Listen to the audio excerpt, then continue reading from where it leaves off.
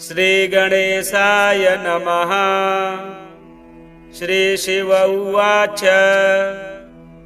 गणेशाय नमस्तुभ्यं विघ्नराजाय ढुण्डये परेशाय च हेरम्बाय पासिने नमो नमः।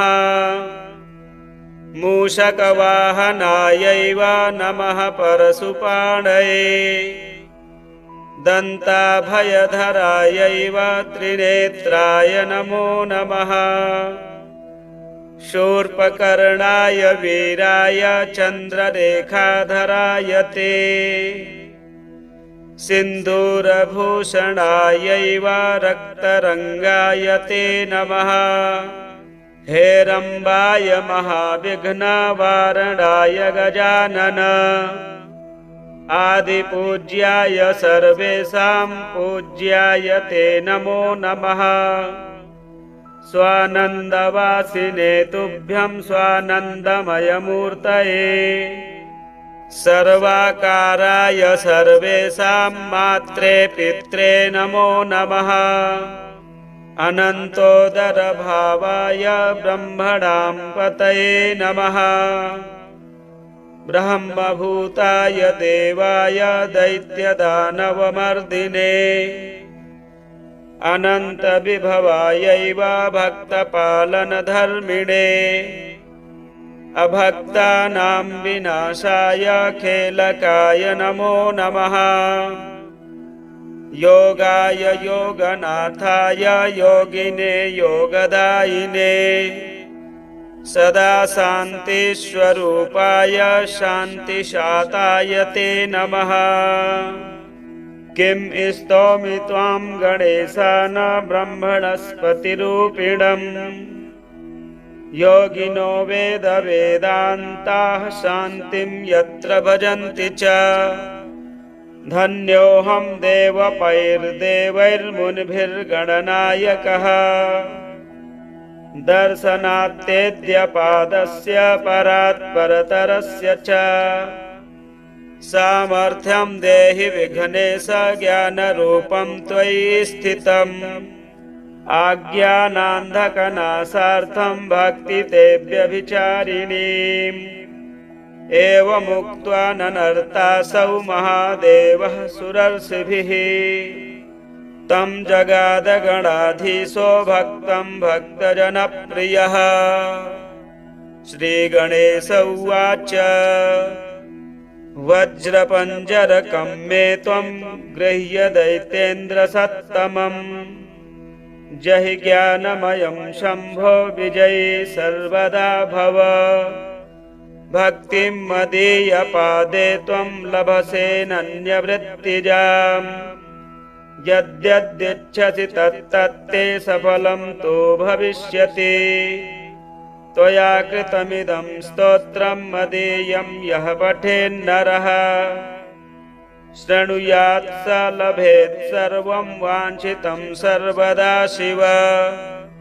भुक्तिं मुक्तिं पुत्रपौत्र धनधान्यादिकं लभेत्। भक्तिं मे ब्रह्मभूतत्वं श्रवणान्नात्र संशयः। श्रीशिव उवाच गणेशाय नमस्तुभ्यं विघ्नराजाय ढुण्डये परेशाय च हेरम्बाय पासिने नमो नमः। मूषकवाहनायैव नमः परशुपाणये दन्ताभयधरायैव त्रिनेत्राय नमो नमः।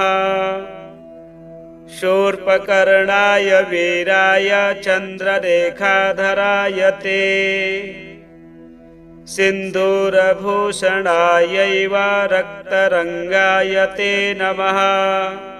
हेरम्बाय महाविघ्नवारणाय गजानन आदिपूज्याय सर्वेषां पूज्याय ते नमो नमः।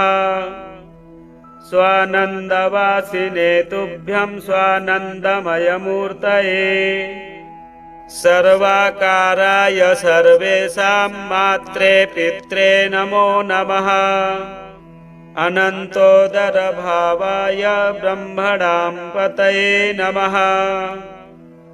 ब्रह्मभूताय देवाय दैत्यदानवमर्दिने अनन्तविभवायैव भक्तपालनधर्मिणे अभक्तानां विनाशाय खेलकाय नमो नमः।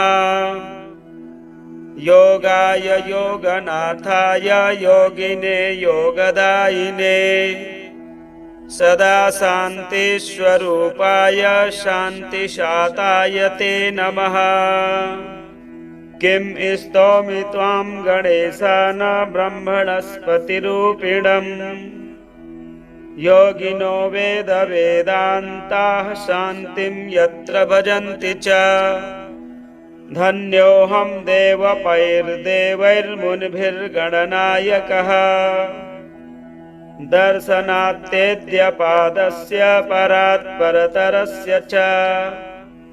सामर्थ्यं देहि विघ्नेश ज्ञानरूपं त्वयि स्थितम् आज्ञानान्धकनाशार्थं भक्तितेऽव्यभिचारिणीम्।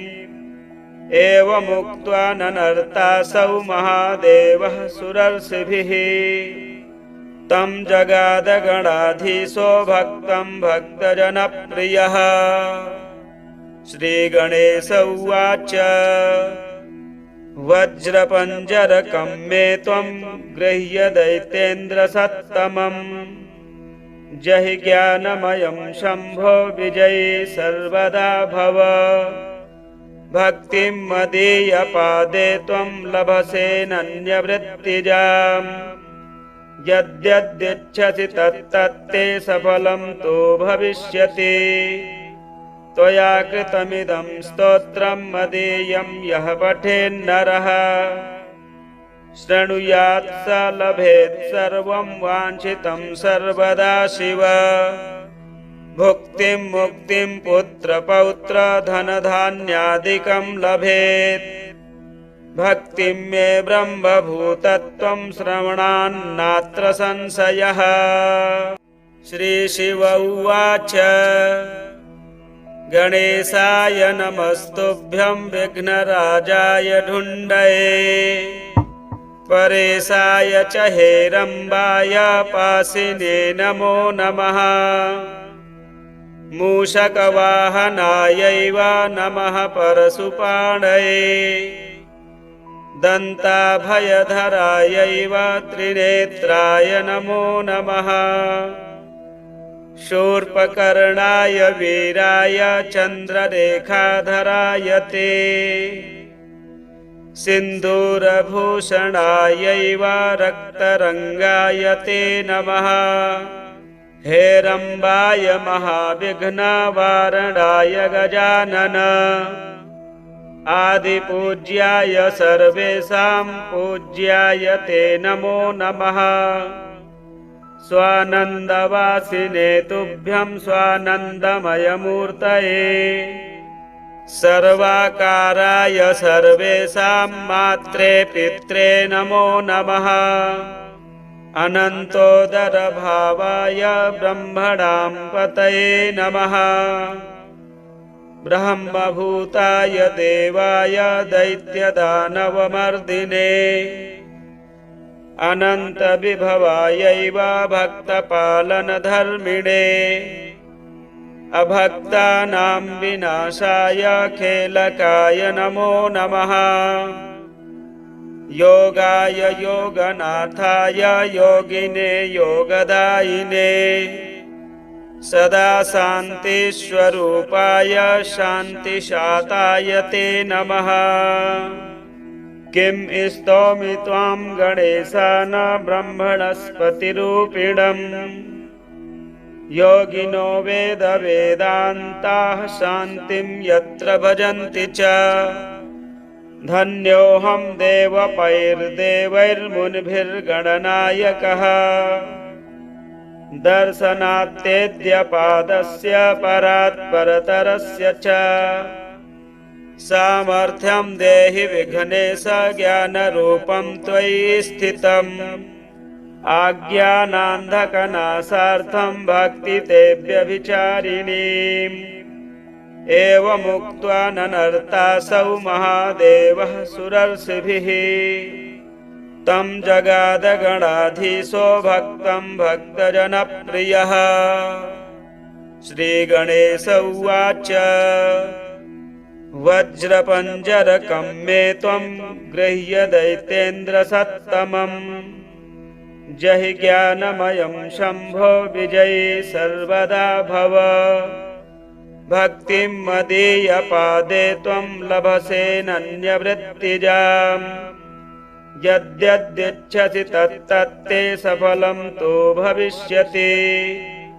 त्वया कृतमिदं स्तोत्रं मदीयं यः पठेन्नरः शृणुयात् स लभेत् सर्वं वाञ्छितं सर्वदा शिव।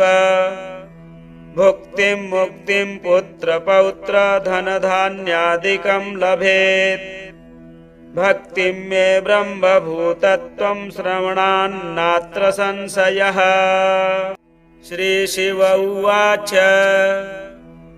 गणेशाय नमस्तुभ्यं विघ्नराजाय ढुण्डये परेशाय च हेरम्बाय पासिने नमो नमः। मूषकवाहनायैव नमः परशुपाणये दन्ताभयधरायैव त्रिनेत्राय नमो नमः। शूर्पकर्णाय वीराय चन्द्ररेखाधराय ते सिन्दूरभूषणायैव रक्तरङ्गाय ते नमः। हेरम्बाय महाविघ्नवारणाय गजानन आदिपूज्याय सर्वेषां पूज्याय ते नमो नमः। स्वानन्दवासिने तुभ्यं स्वानन्दमयमूर्तये सर्वाकाराय सर्वेषां मात्रे पित्रे नमो नमः। अनन्तोदरभावाय ब्रह्मणां पतये नमः। ब्रह्मभूताय देवाय दैत्यदानवमर्दिने अनन्तविभवायैव भक्तपालनधर्मिणे अभक्तानां विनाशाय खेलकाय नमो नमः। योगाय योगनाथाय योगिने योगदायिने सदा शान्तिस्वरूपाय शान्तिशाताय ते नमः।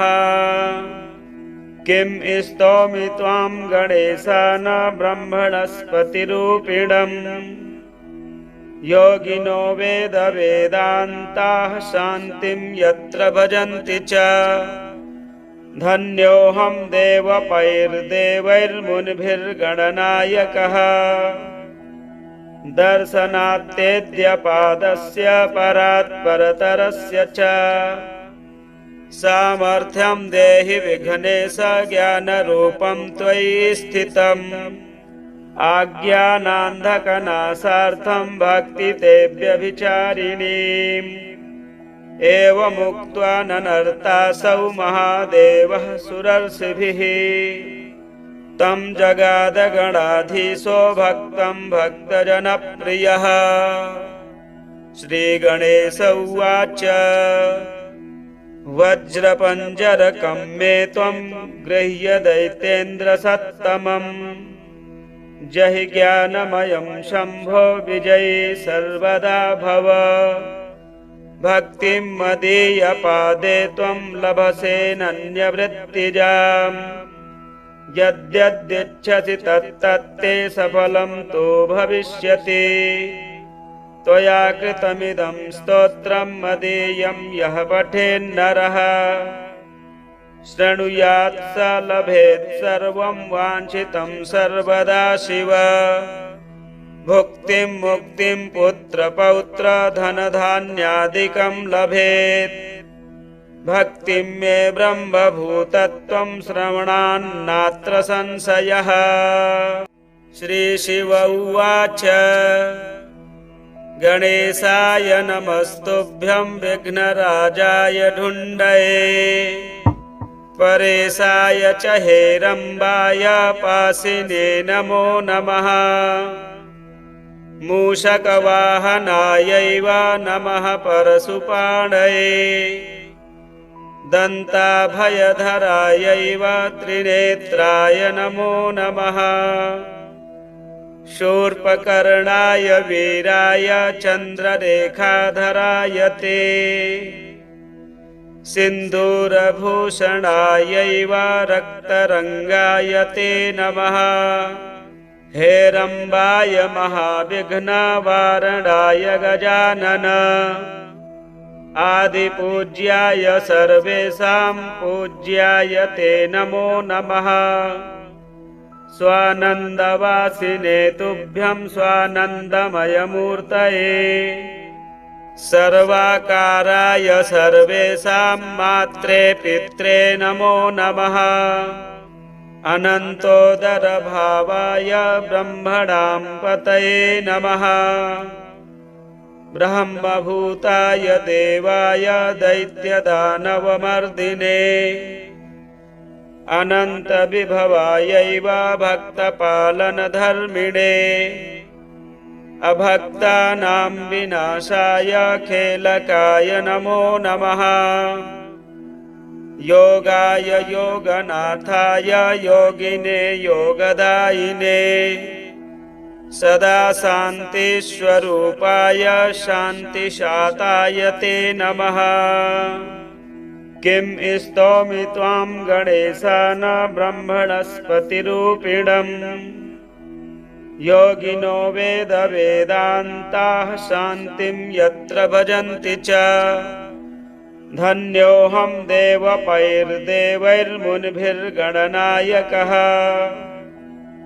दर्शनात्तेद्यपादस्य परात्परतरस्य च सामर्थ्यं देहि विघ्नेश ज्ञानरूपं त्वयि स्थितम् आज्ञानान्धकनाशार्थं भक्तितेऽव्यभिचारिणीम् एवमुक्त्वा ननर्तासौ महादेवः सुरर्षिभिः तं जगादगणाधीशो भक्तं भक्तजनप्रियः श्रीगणेश उवाच वज्रपञ्जरकं मे त्वं गृह्य दैत्येन्द्रसत्तमम् जहि ज्ञानमयं शम्भो विजयी सर्वदा भव भक्तिं मदीयपादे त्वं लभसे नन्यवृत्तिजाम् यद्यदिच्छसि तत्तत्ते सफलं तु भविष्यति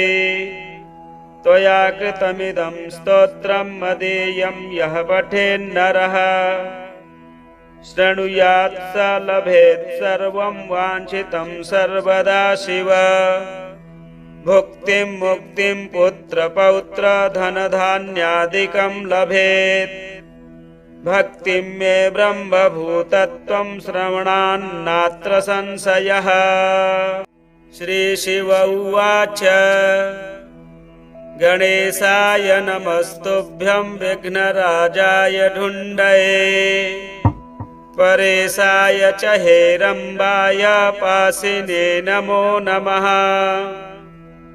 मूषकवाहनायैव नमः परशुपाणये दन्ताभयधरायैव त्रिनेत्राय नमो नमः शूर्पकर्णाय वीराय चन्द्ररेखाधराय ते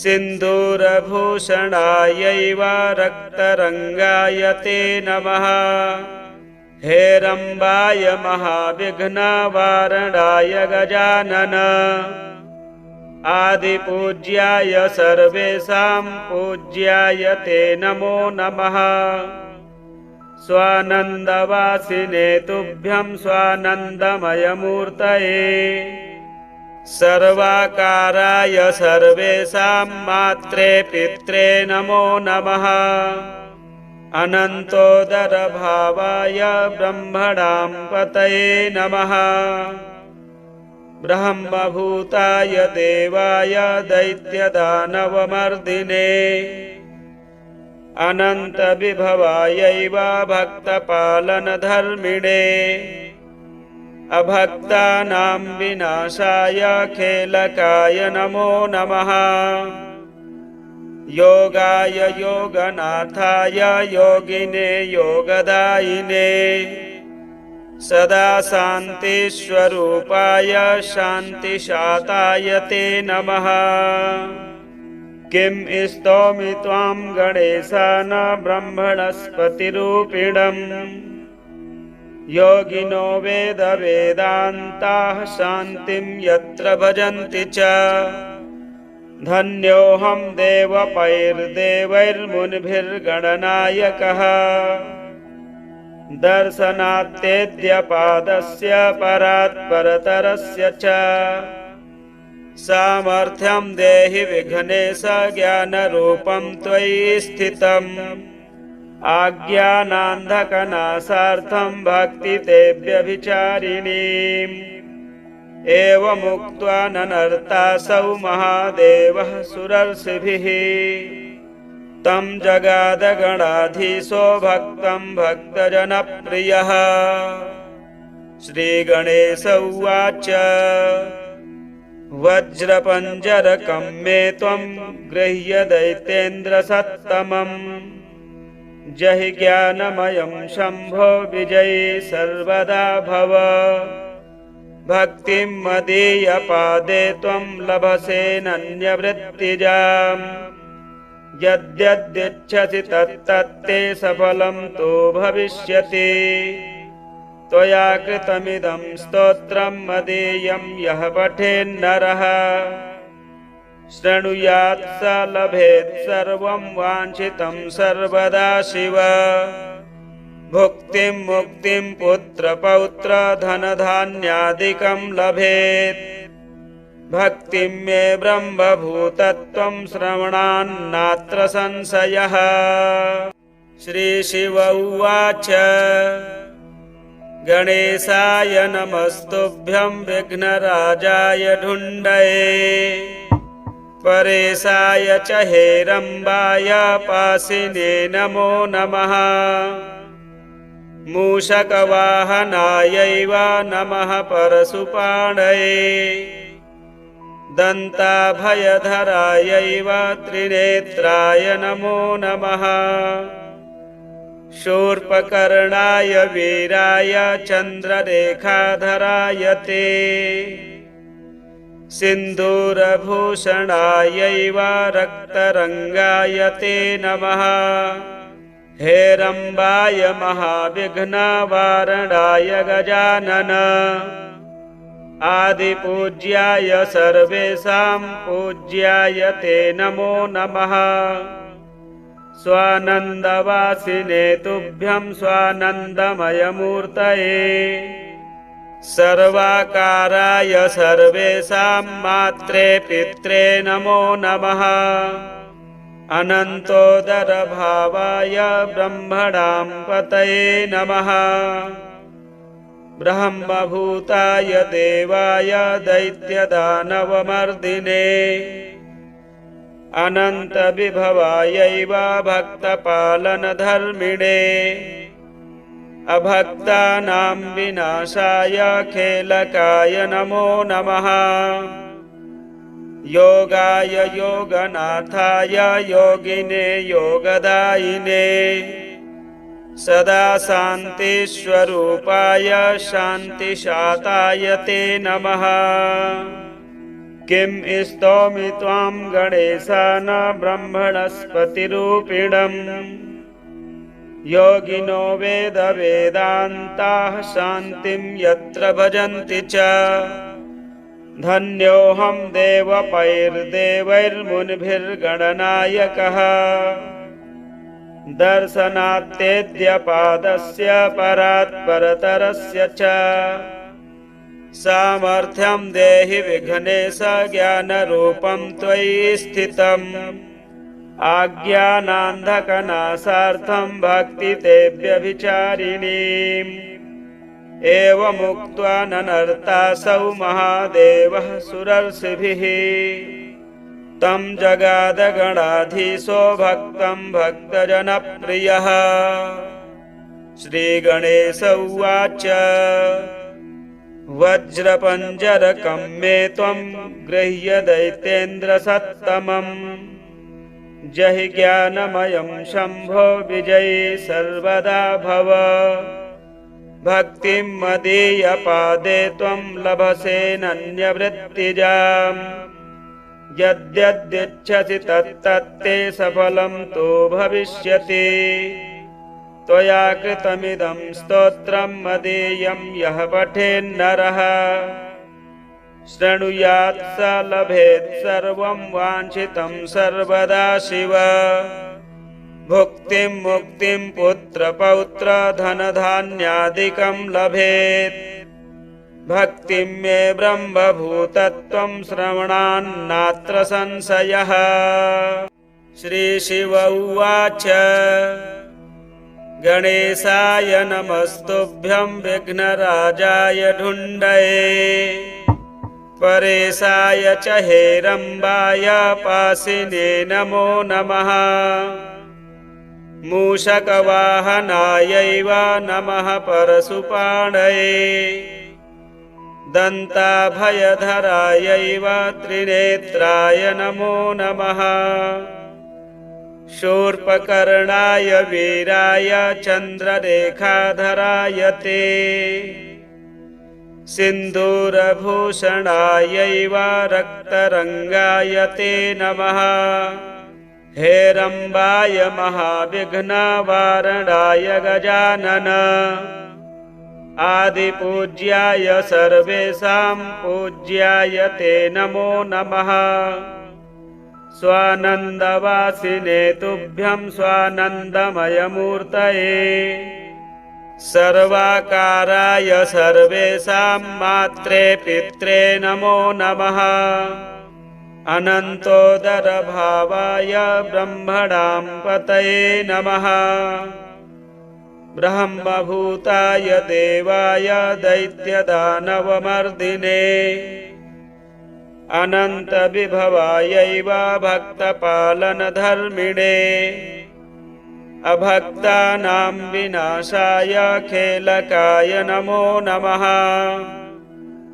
योगाय योगनाथाय योगिने योगदायिने सदा शान्तिस्वरूपाय शान्तिशाताय ते नमः। किं स्तौमि त्वां गणेशान ब्रह्मणस्पतिरूपिणम् योगिनो वेदवेदान्ताः शान्तिं यत्र भजन्ति च। धन्योऽहं देवपैर्देवैर्मुनिभिर्गणनायकः दर्शनात्तेद्यपादस्य परात्परतरस्य च। सामर्थ्यं देहि विघ्नेश ज्ञानरूपं त्वयि स्थितम् आज्ञानान्धकनाशार्थं भक्तितेऽव्यभिचारिणीम्।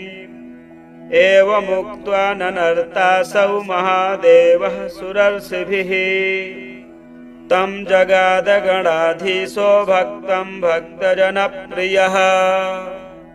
श्रीगणेश उवाच वज्रपञ्जरकं मे त्वं गृह्य दैत्येन्द्रसत्तमम् जहि ज्ञानमयं शम्भो विजयी सर्वदा भव। भक्तिं मदीयपादे त्वं लभसेनन्यवृत्तिजाम् यद्यदिच्छसि तत्तत्ते सफलं तु भविष्यति। त्वया कृतमिदं स्तोत्रं मदीयं यः पठेन्नरः शृणुयात् स लभेत् सर्वं वाञ्छितं सर्वदा शिव। भुक्तिं मुक्तिं पुत्रपौत्र धनधान्यादिकं लभेत्। भक्तिं मे ब्रह्मभूतत्वं श्रवणान्नात्र संशयः। श्रीशिव उवाच गणेशाय नमस्तुभ्यं विघ्नराजाय ढुण्डये परेशाय च हेरम्बाय पासिने नमो नमः मूषकवाहनायैव नमः परशुपाणये दन्ताभयधरायैव त्रिनेत्राय नमो नमः शूर्पकर्णाय वीराय चन्द्ररेखाधराय ते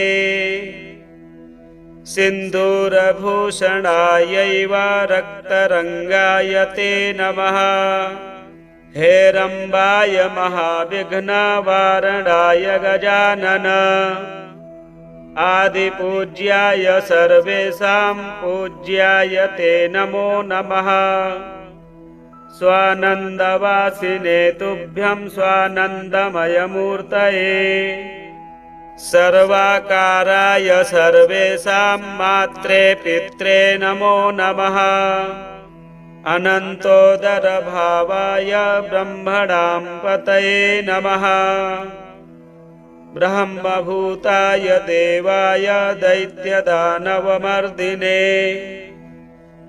अनन्तविभवायैव भक्तपालनधर्मिणे अभक्तानां विनाशाय खेलकाय नमो नमः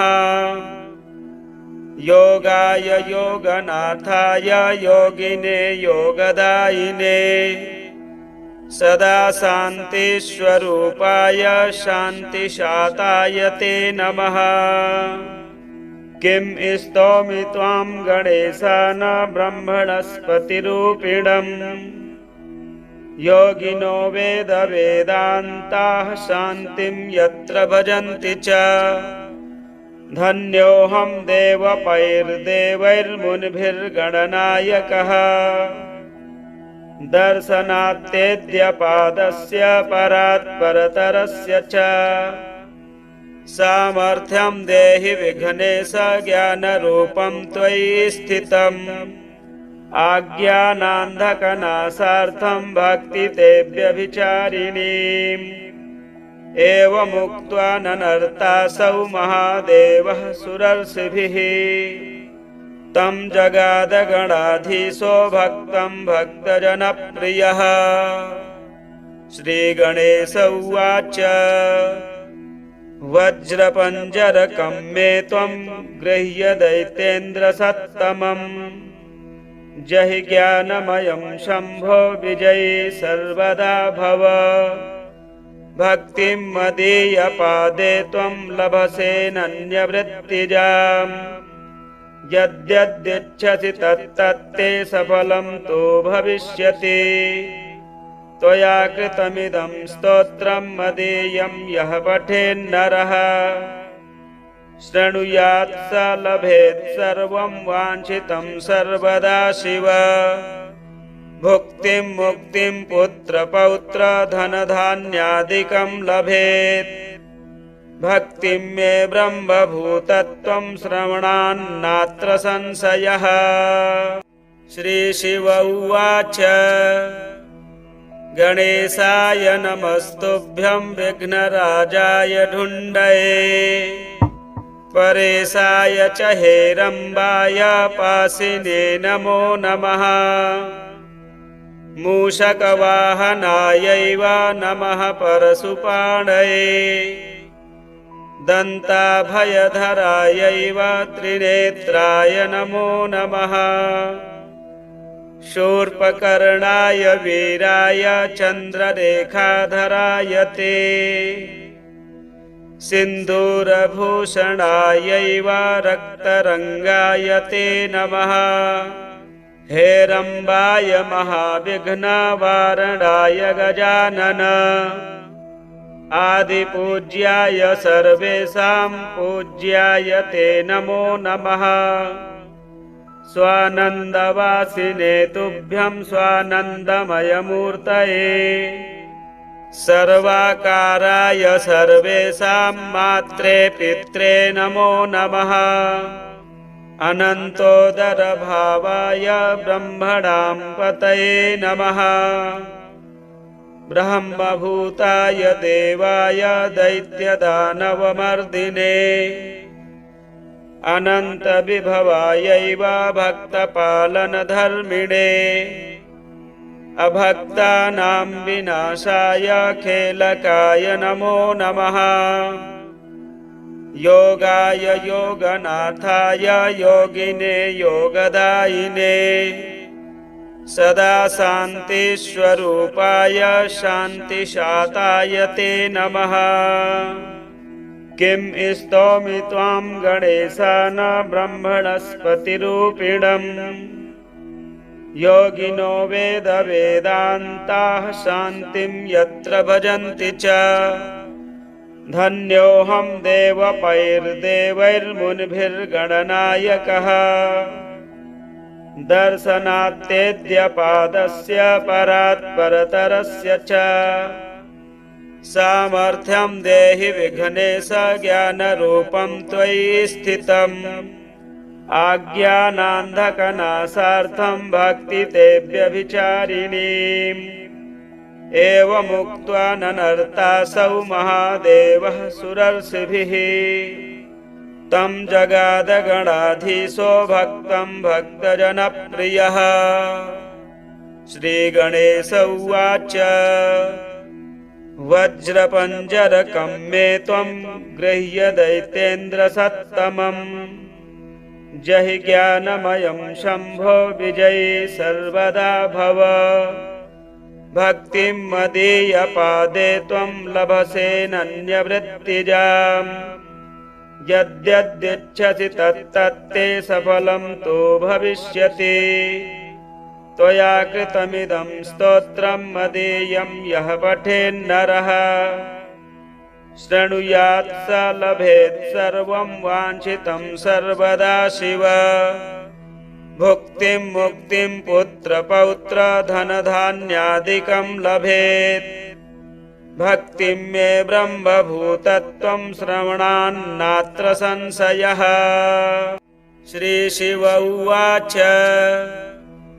गणेशाय नमस्तुभ्यं विघ्नराजाय ढुण्डये परेशाय च हेरम्बाय पाशिने नमो नमः। मूषकवाहनायैव नमः परशुपाणये दन्ताभयधरायैव त्रिनेत्राय नमो नमः। शूर्पकर्णाय वीराय चन्द्ररेखाधराय ते सिन्दूरभूषणायैव रक्तरङ्गाय ते नमः। हेरम्बाय महाविघ्नवारणाय गजानन आदिपूज्याय सर्वेषां पूज्याय ते नमो नमः। स्वानन्दवासिने तुभ्यं स्वानन्दमयमूर्तये सर्वाकाराय सर्वेषां मात्रे पित्रे नमो नमः। अनन्तोदरभावाय ब्रह्मणां पतये नमः। ब्रह्मभूताय देवाय दैत्यदानवमर्दिने अनन्तविभवायैव भक्तपालनधर्मिणे अभक्तानां विनाशाय खेलकाय नमो नमः। योगाय योगनाथाय योगिने योगदायिने सदा शान्तिस्वरूपाय शान्तिशाताय ते नमः। किं स्तौमि त्वां गणेशान ब्रह्मणस्पतिरूपिणम् योगिनो वेदवेदान्ताः शान्तिं यत्र भजन्ति च। धन्योऽहं देवपैर्देवैर्मुनिभिर्गणनायकः दर्शनात्तेद्यपादस्य परात्परतरस्य च। सामर्थ्यं देहि विघ्नेश ज्ञानरूपं त्वयि स्थितम् आज्ञानान्धकनाशार्थं भक्ति ते व्यभिचारिणीम्। एवमुक्त्वा ननर्तासौ महादेवः सुरर्षिभिः तं जगादगणाधीशो भक्तं भक्तजनप्रियः। श्रीगणेश उवाच वज्रपञ्जरकं मे त्वं गृह्य दैत्येन्द्रसत्तमम्। जहि ज्ञानमयं शम्भो विजयी सर्वदा भव। भक्तिं मदीयपादे त्वं लभसेनन्यवृत्तिजाम्। यद्यदिच्छसि तत्तत्ते सफलं तो भविष्यति। त्वया कृतमिदं स्तोत्रं मदीयं यः पठेन्नरः। शृणुयात् स लभेत् सर्वं वाञ्छितं सर्वदा शिव। भुक्तिं मुक्तिं पुत्रपौत्र धनधान्यादिकं लभेत्। भक्तिं मे ब्रह्मभूतत्वं श्रवणान्नात्र संशयः।